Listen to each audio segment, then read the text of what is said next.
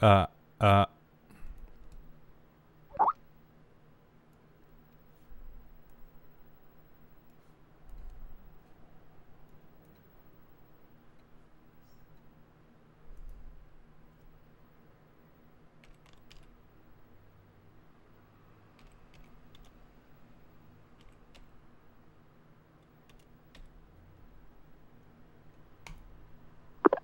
ah, ah, ah, ah.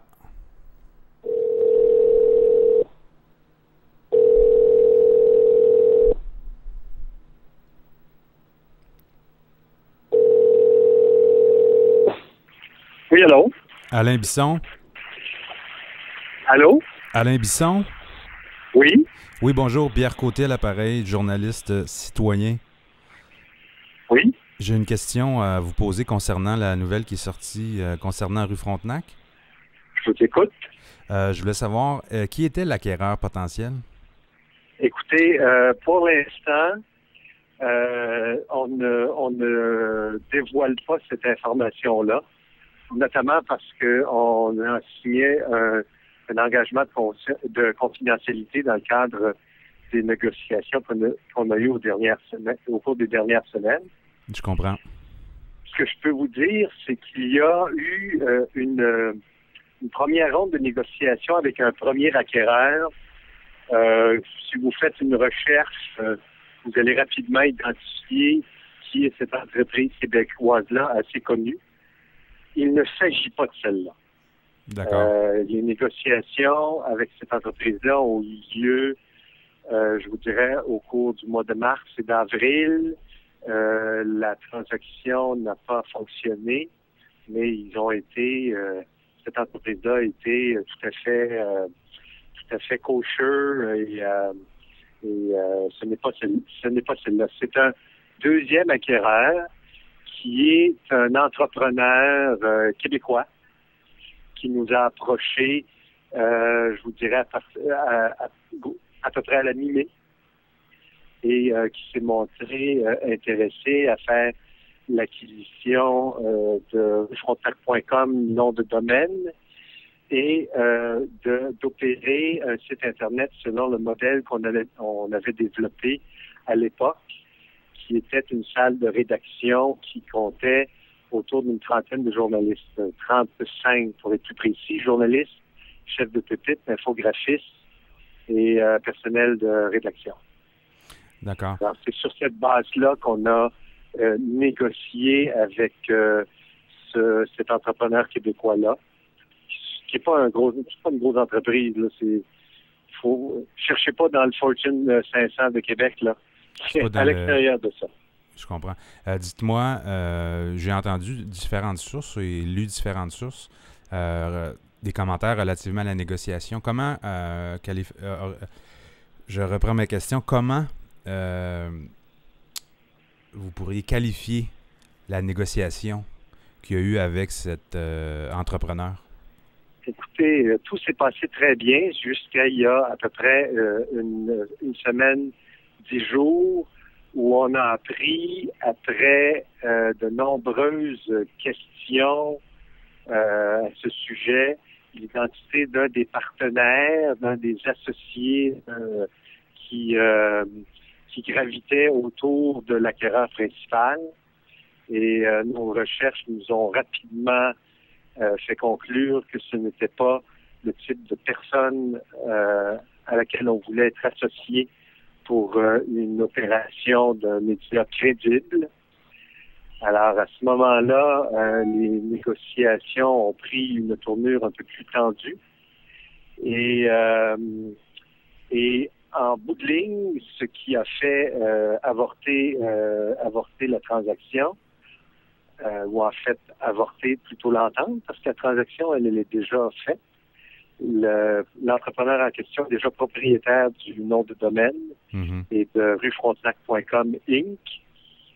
Mais essentiellement, ce qui, en bout de ligne, a fait avorter l'entente, c'est que les engagements qui avaient été pris quant aux embauches qui devaient commencer à compter de cette semaine, d'une vingtaine de personnes, de façon intérimaire pendant l'été jusqu'au grand lancement en septembre n'ont pas été respectés.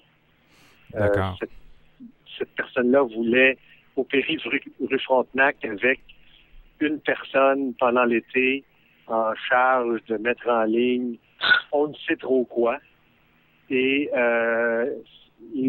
cette personne-là nous mettait en vacances sans solde pendant tout l'été et nous recontactait au moment où elle serait prête à nous faire des propositions. Et c'était inacceptable, évidemment, de notre point de vue. Ce volet-là de l'entente, je dirais, sur les conditions de travail, entre guillemets, là. Mm-hmm. Mais évidemment, il y avait l'identité des partenaires et des investisseurs qui était également un énorme problème. Dites-moi, je voudrais Alors, revenir là-dessus. On a décidé, dans ces conditions-là, qu'il n'était absolument pas possible de conclure une entente définitive pour continuer à travailler à rue Frontenac. On a donc hier décidé de cesser de contribuer à rue Frontenac. Et comme nous sommes propriétaires des droits d'auteur, chacun des auteurs, des journalistes, des infographistes, des photographes, est propriétaire des textes et du matériel qu'il a soumis, qui a été publié. Ce matériel a été récupéré aujourd'hui. Donc, la seule chose que cet entrepreneur-là possède, je dirais, du patrimoine de rue Frontenac, c'est le nom de domaine. Le nom de domaine, effectivement, les codes sources, il est propriétaire du site Internet, mais vide. Vide et sans journée.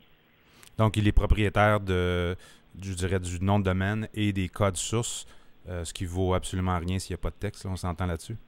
Non, il est également propriétaire, parce que rue Frontenac, c'est placé sous la protection de la loi. Il est propriétaire de la dette de rue Frontenac. Oui, qui est évalué autour de 100 000, je pense. Autour de 150 000, là, plus ou moins 150 000. Oui. J'aimerais vous revenir sur un sujet de l'associé ou les associés de l'entrepreneur en question qu'on ne peut pas nommer. Est-ce que c'est pour ça des raisons politiques, d'affaires, de morale, que vous avez décidé de vous retirer de cette négo-là? Vous avez vu le communiqué de presse? Oui, je l'ai devant moi. Bon, alors, le communiqué est très clair.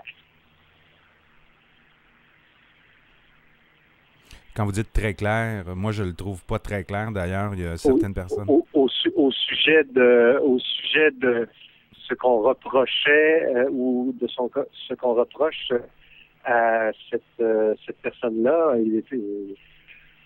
c'est très clair. Je l'ai pas sous les yeux, là, mais si je l'avais, je vous le lirais. Ben, en fait, vous me dites, je vais le lire, en fait, je le lis. Du côté de l'acquéreur, virgule, nous interdisait pour des raisons d'intégrité journalistique d'aller plus avant dans la négociation. Oui, mais si vous remontez un peu plus haut, lorsqu'il est question du personnage trouble. Ben, en fait, savez-vous quoi, je vais le lire. Les journalistes, chefs de pépites, ont décidé pour une raison hors de notre contrôle de cesser de collaborer au site. Tous ces artisans ont repris le contrôle de leur contribution. Les négociations des dernières semaines avec un acquéreur potentiel a repris récemment des éléments de la de nombreuses questions fondamentales, dont la liberté éditoriale. Oui. Les engagements qui avaient été pris au cours des dernières semaines pour la poursuite des opérations du site Internet n'ont pas été respectés et l'identité d'une personne liée de près ou de loin à la transaction du côté de l'acquéreur nous interdisait, pour des raisons d'intégrité journalistique, d'aller plus avant dans la négociation. Alors, intégrité journalistique est le mot-clé.